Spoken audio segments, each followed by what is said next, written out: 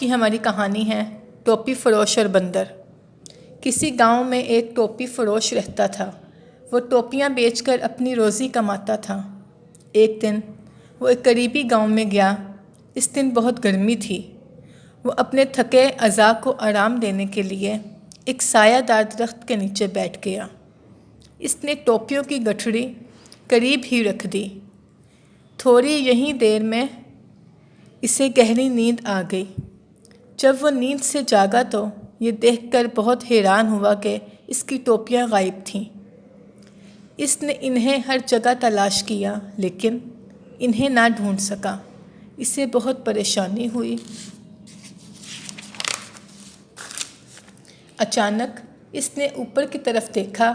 اس نے درخت پر بہت سے بندر دیکھے۔ ان سب نے ٹوپیاں پہن رکھی تھیں۔ اس نے ٹوپیاں واپس لینے کے لیے بہت سی تدابیر آزمائیں لیکن کوئی بھی کارگر نہ ہوئی۔ آخر کار اسے ایک تدبیر سوجھی۔ اس نے سن رکھا تھا کہ بندر بہت اچھے نقال ہوتے ہیں۔ اس نے اپنی ٹوپی اتاری اور زمین پر پھینک دی۔